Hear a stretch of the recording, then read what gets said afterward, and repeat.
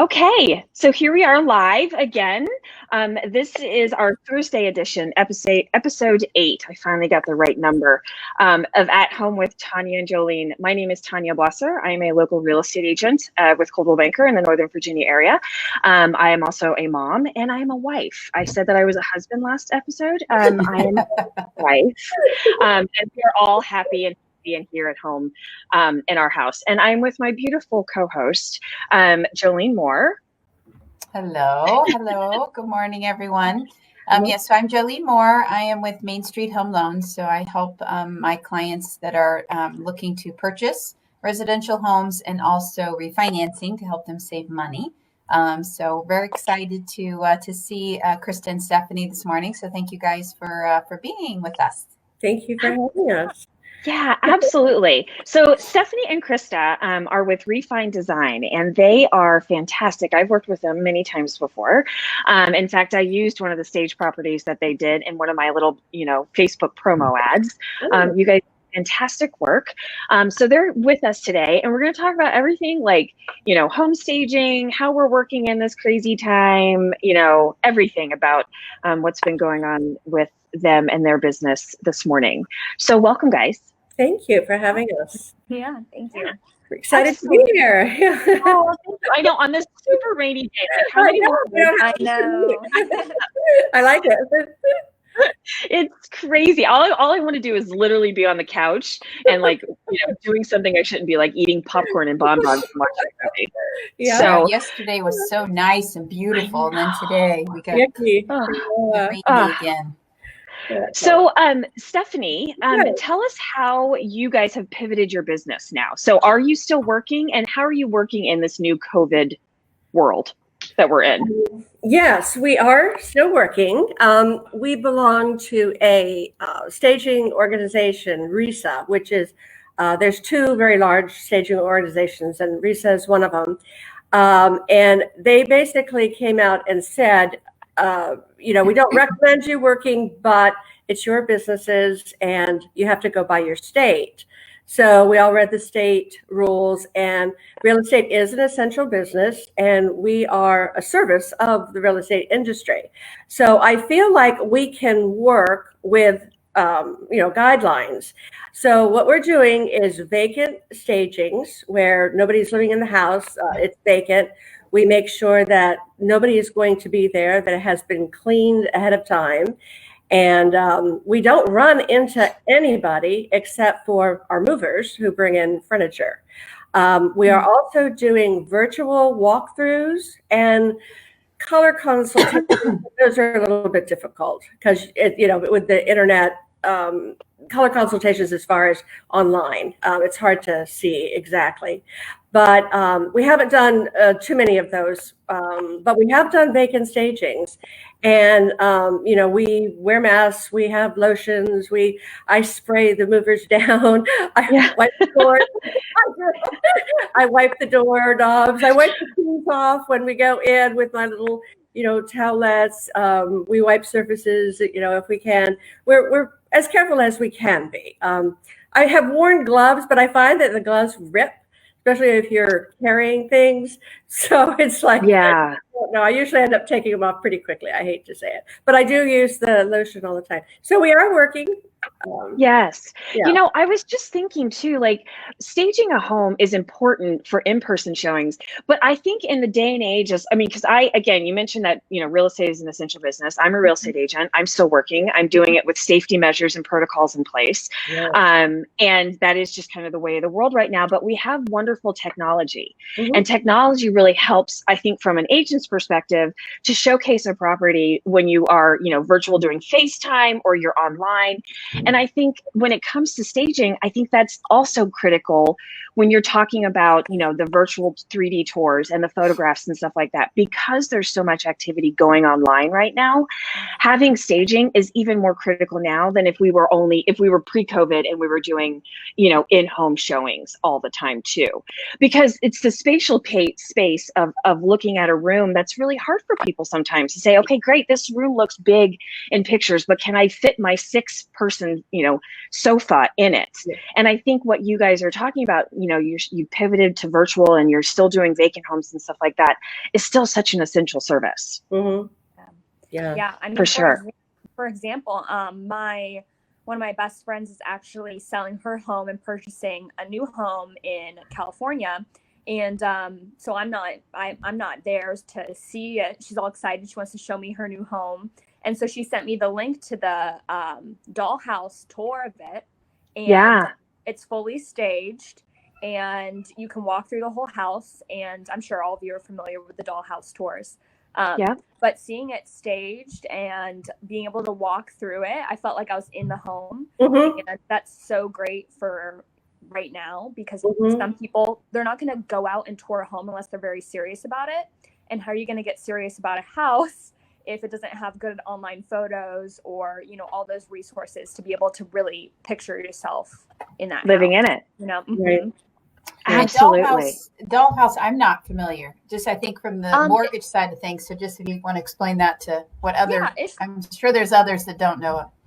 Yeah, it's for sure. They take photos and it's basically 360. So you 3D. can see, all around. And so they call it dollhouse that way. I gotcha. Because you can see it from a dollhouse perspective, and then actually it kind of takes you inside. And you can click around and turn and just see everything as if you're walking in the house, but online. Okay. I just hadn't heard that term. That's good. Okay. Thank you. Yeah. I mean, sure there's another, more technical term, but I like that. I get it. Yeah. So, I mean, I think again, what you're doing right now is even more critical, I think, now than maybe pre-COVID. It's all important. Staging is important. But, tell me a little bit about the virtual piece. I know you mentioned that you guys were just starting it and stuff. One of the questions that I had was, the colors that we live in versus the colors that we stage in or that we sell in. And I know I get this a lot when I'm going out and I'm working with sellers and stuff like that. What do you guys see on the design side in terms of like colors that work really well for staging, and then some of the other colors that you're seeing people put in their houses now just to live in? Yeah. Well, I think I'll start with colors for staging. You want to keep a house rather neutral. It has to appeal to everybody. If you have a very odd color room, especially on the main floor or the selling rooms, as we say, people actually get scared if there's too much color, like if they're purple or red or something like that. And it can actually be a deciding factor whether they want to buy the house or not. So what staging does is we get rid of any negatives, or not really negatives, but anything that would make them not buy a house. We want to have yes answers for everything. So neutral is the way to go as far as staging, and try to keep it all similar color, like throughout the whole first floor. I think bedrooms, you can have a little bit of color. Blues always work up in the bedrooms. Kids' rooms, it's okay to have pinks or greens or blues or, but maybe not fuchsia or, electric green or, something like that. Again, that's for people. Now, that's for staging. Then for living, I mean, you can have color. No problem with that. But remember, if you're going to sell it in 2 years and you're going to pay a lot of money to paint your house, think about selling it, because painting is expensive and you don't want to have to paint it again. If you're going to be in your house, I think they say that people paint their house every 7 to 8 years. Interesting. Yeah, I think that's a little much, maybe every 10 years or so, if it's like the whole house being repainted. But you're talking $7,000, $8,000 or more, less if you don't do the whole house. But, so that's a huge chunk of money. So, just be careful. If you're going to live in it for a long time, 10 years, paint it crazy. But if you're not, if you think about selling it even within 5 years, just go neutral. And as far as colors, the grays are still popular. The garages, which is a great, beige, not so much, but some people still hold on to that. And then we are seeing whites, a lot of white.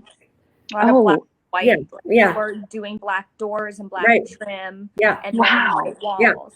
Yeah. So, I mean, I love that look. Yeah. We're seeing a lot of it. Yeah. Really? So is it, so when you guys are seeing like trim and doors being painted, is it primarily black, or are people experimenting with other colors? Black. And dark.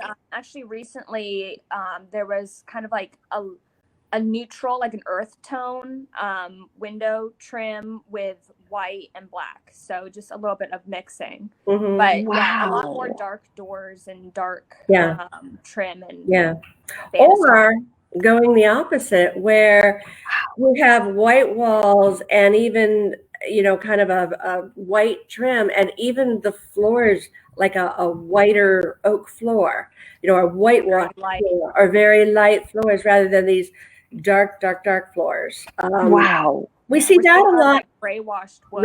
Right. Gray washed wood. Yeah, I know. Yeah, I see that a lot too. Do you see barn doors more and more too? No. We do see some. I think it's we saw that last year. Right. I think it kind of stopped. Yeah. I'm behind because I just put one in then. They're very cool. They're very practical too, frankly. Yeah. But yeah, Krista, we're not able to hear you very well. I don't know if you can get a little closer to your computer, but you're at least I can't. Can you guys all hear her well? Yeah. Hear Krista? Yeah. Oh, I can't hardly hear her at all. Oh, okay. So I don't know if that's going to be how it's out to the rest. So just as a FYI, I'm having a hard time hearing it. There you go. Krista, you're so good. You can be that close to the camera. I put mine all the way up. Now I'm probably blasting, right? No. Okay. You're fine. You're fine. Can you hear me a little bit better right now? A little bit. I mean, I guess if you guys are hearing her fine, hopefully it's fine on the live. I just have a hard time hearing just her. Okay. Okay. All right. So what other design elements are you guys seeing other than, because like I've always been one, just personally speaking, with neutral walls, because I'm kind of, I like to change my palette and colors frequently. So I'll like change a pillow. I don't maybe change big furniture, but I'll change a pillow or a curtain or something like that. But what other things are you guys seeing right now in terms of design elements that are popular outside of like walls and the gray wash floors? I've certainly seen a lot of that too.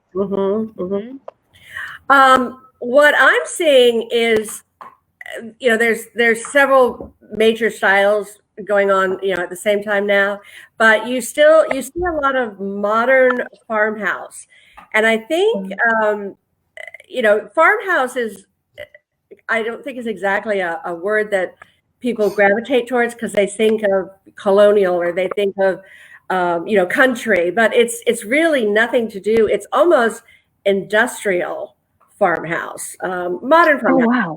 Yeah, clean lines.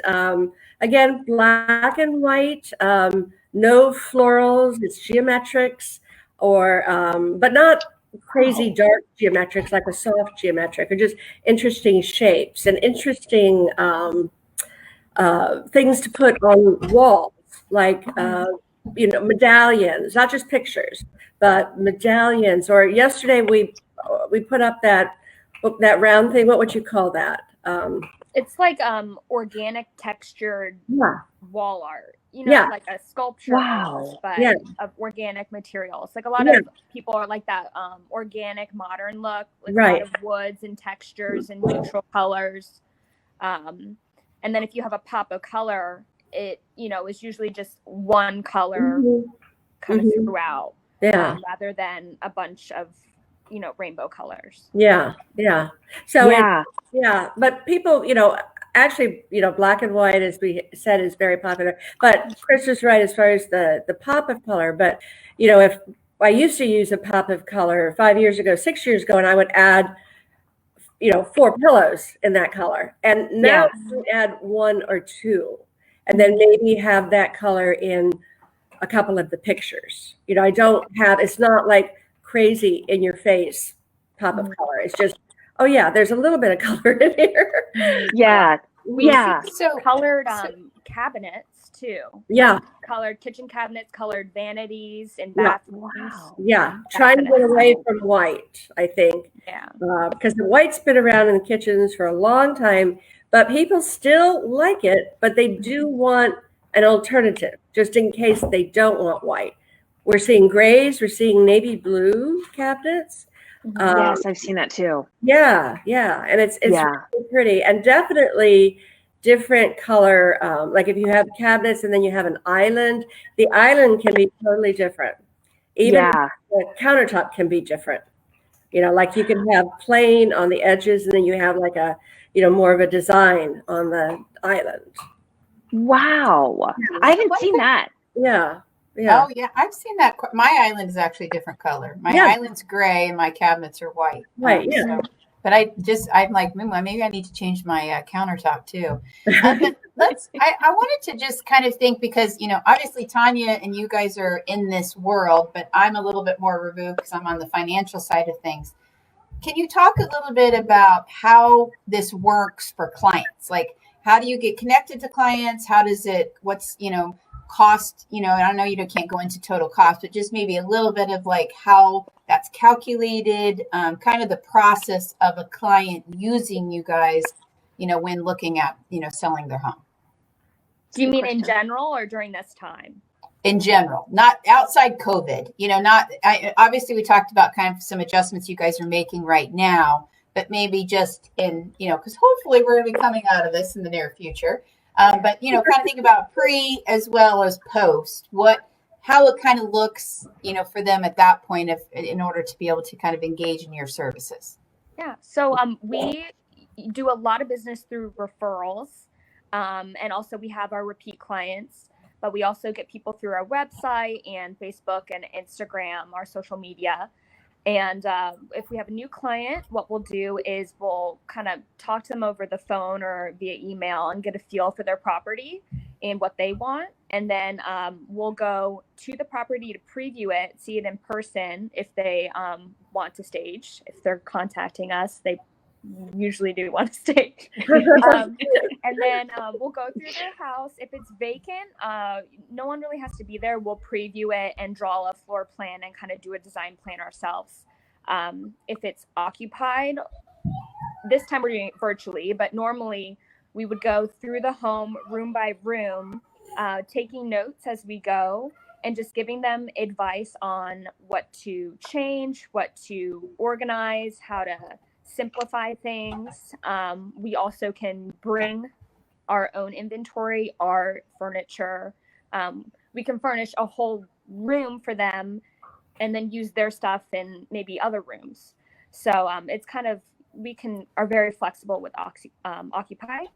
But yeah, vacant, we do usually the selling rooms. So that's for us, living room or family room, dining room, kitchen, and master bedroom, and then master bathroom, and usually a main level bathroom. Those are what we call the selling rooms because it's usually the main floor makes the most impact. And then the master bedroom, because that's, the people that are buying the home, that's where they sleep. So it's very important. But yeah, and then we price by room. So it's not really, square footage. And then if it's over a certain price point, like over $1 million or $2 million or whatnot, we do charge a little bit more just because, it's a luxury property.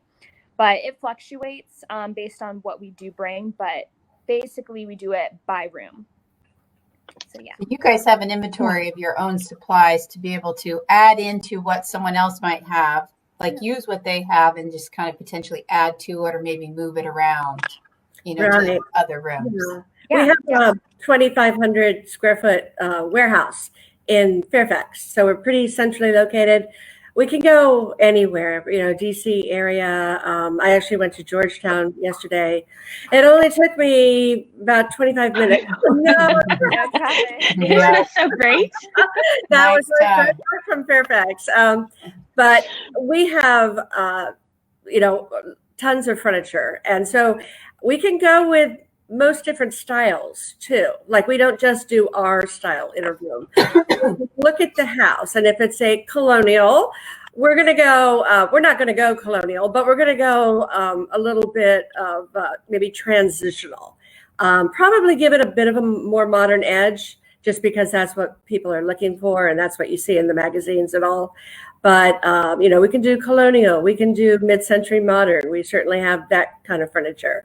We can do extreme modern. We can do very high-end, fancy, crystals and glitter and that kind of thing. Glam glitter. Chris and I both, we love all styles. We really do. And I like that we get to mix it up once in a while. Yeah. It's like, oh, good, we get to do a mid-century. We haven't done that. Yeah, it's like, yay! Sure. That would be fun. We're like, I can't wait to start. Yeah. That's so bad, but anyway. Now, do you guys have, or Tanya, you might be aware of this too, is like statistics of a home that the percentage of how much it might sell for more, or how much quicker it sells, or things like that, for a staged home versus an unstaged home? Is that information available? Yes. Do you guys, I was going to look through my notes. It was a good question, Jolene. I should have been prepped for that. We're part of a large association of stagers. Yeah. And they actually provide us with that information, but I don't have that. I would have to get off this call to go, look it up. But. I don't have it either, but I do know that, staged houses do sell faster and for more money than unstaged houses. And I actually have it's happened twice where I had a duplex side by side. They both were renovated, and we staged one side. And in both instances, the stage side sold first.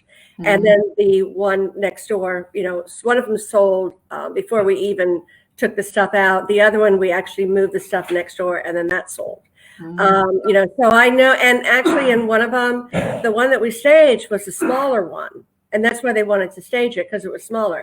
But that sold first, and for the same price as the other one, which was larger, a little bit larger, not huge, but enough to make a difference. So I know that people just when you go into a model home, you want to live there, right?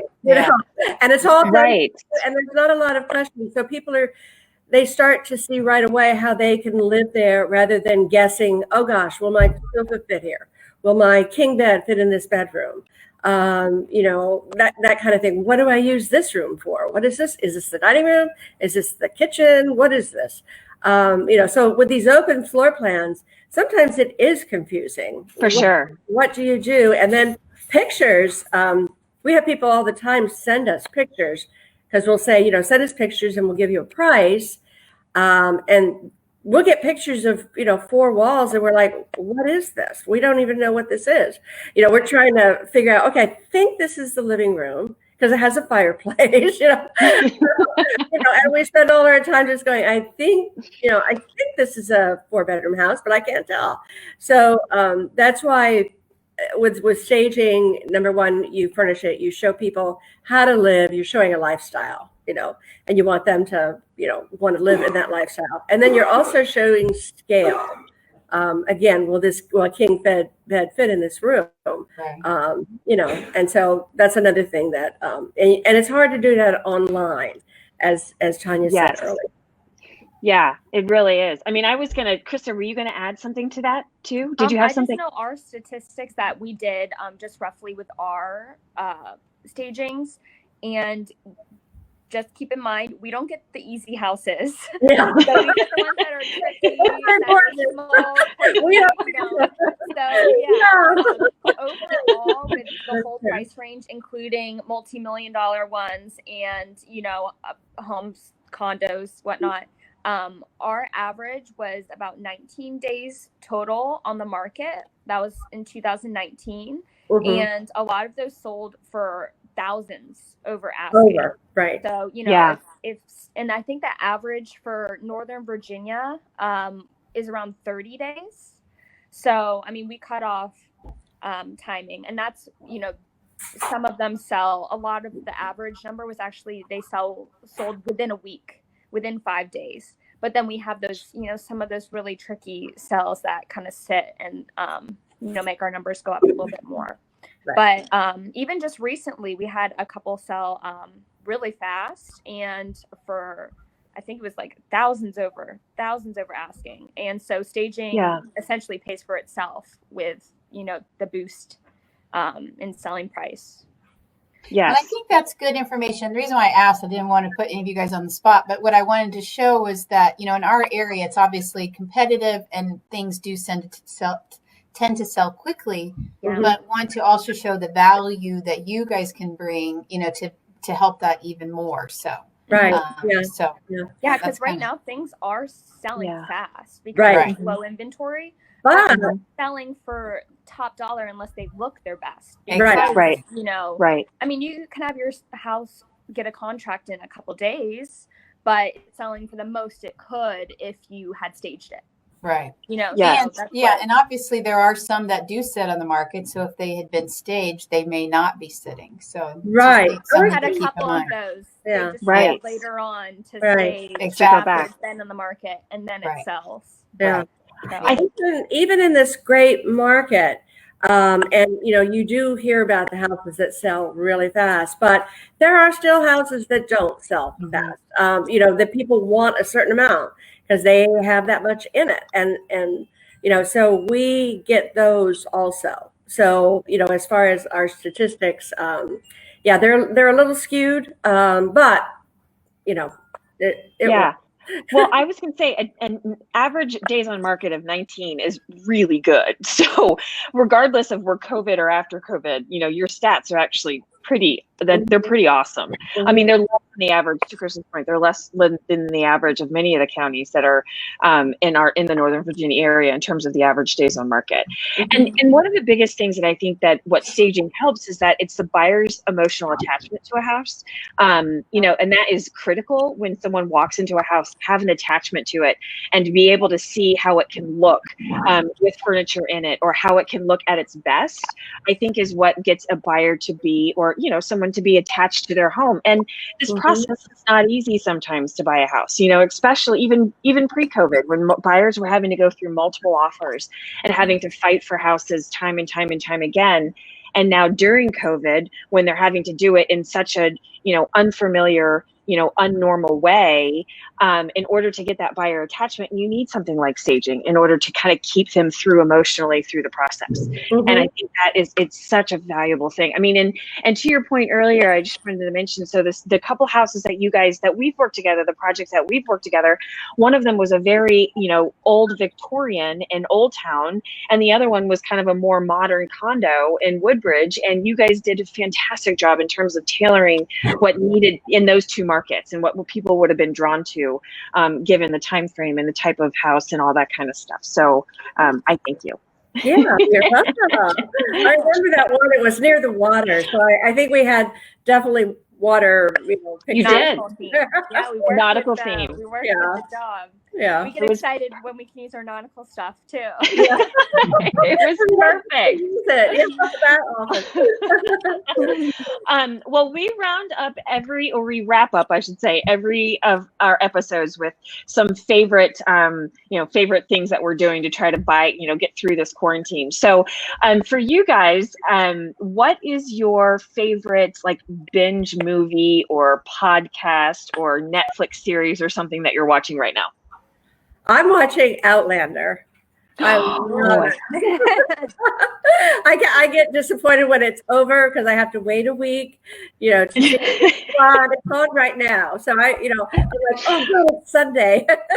I've heard a lot of people talk about that. Hulu, because then you can just binge. All of them. I can't wait though. I can't wait. Yeah. So definitely Outlander. And then there's actually a new one that's on Sunday night. It's called Belgravia. It's by the same people that did, what was that? Downton Abbey. Downton Abbey. Yeah. That one's on my list. Yeah. I got to write it down. Yeah. Sunday night. Yeah. Huh?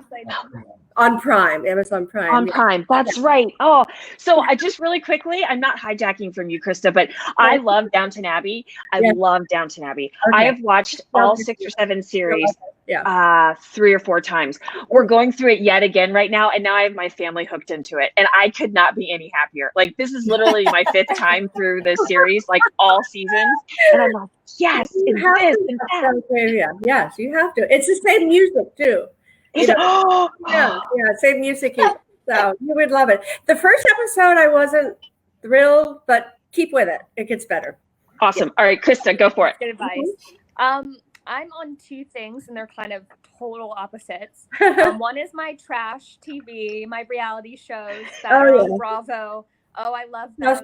I know that they're all set up and whatnot. I know about them. I love them. Real? Yeah, like my Real Housewives. Good brain candy. Oh yeah, it just like shuts off my brain. Yep. And I like seeing their houses actually. Yeah. And then my other one, it's called Grand Designs. It's actually a British show. It's on Netflix, and they kind of show a process of people building their own dream home from start to finish. Oh, I've seen that. Yes. And I love like British people's voices too. Yeah. So I just for love sure. listening to it. I listen to it at night. We'll watch it at night, and I love it. They have it all on Netflix, and so I watch it all. Cool. I'm writing that down. Grand Design. That's in my queue too. Really good. Yeah. It's really cool houses. So yeah, that's awesome. Yeah. So sorry, my throat here. Oh my goodness. All right. So one of the other questions we always ask is kind of a binge food. Is there anything that you guys are eating right now during this time that you're enjoying quite a bit? And it doesn't have to be sweets, any type of food. Oh. My person. Oh, okay. My husband is the food shopper in our house, so, which is really great. Anyway, he went to the store. They didn't have big ice cream, so you had to buy a bunch of little cups of ice cream. And so he picked up the the Cherry Garcia. Is that Haagen? No, it's Ben & Jerry's. Ben & Jerry's. Yes. So I hadn't had it for a long time, and I'm like, oh, I love that. So every time he goes now, he picks some of that up, and it's just a little cup, so you can't eat too much. Unless you eat two. That's all. So that's the one. Yeah. So I have my sweets too, but one thing that I've recently just gotten into is this certain salad that has like strawberries and cranberries and nuts and spinach and feta cheese and all this, like all the fresh fruits are on sale right now because I guess people aren't buying the fresh produce because everyone was trying to buy all the long lasting food. So I just bought a bunch of it, and I've just been eating this salad all the time. I don't think it's really healthy because there's a bunch of sugary stuff in it, but it's so good. It's so good. I eat it all you the can time. feel like it is. Yeah. I'm eating salad, but it's probably healthier than Ben & Jerry's. Yeah, maybe just a little. So our last question is what is the favorite pastime, not a hobby or something that you're doing, aside from binging TV or having your favorite food? Is there something that you're doing that it's like, oh, I just can't wait to get to the end of my day so I can do X or something like that? Well, I've actually, I owned an antique store for a lot of years, and I used to redo furniture. I used to flip furniture. Actually, I love that TV show too. Flip, what is it? The Flea Market Flip. Yeah, I love that show. Yeah. But anyway, so I used to do that, and I haven't done it in years. And so I'm kind of getting back into that. I actually reupholstered some Parsons chairs. I was quite proud of myself.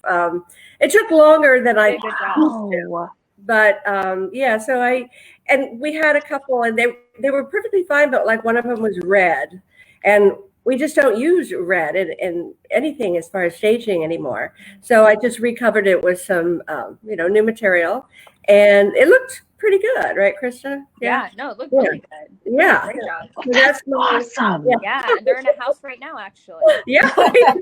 Stephanie, you need to do like a DIY. Yeah. You need to do show people how you did it.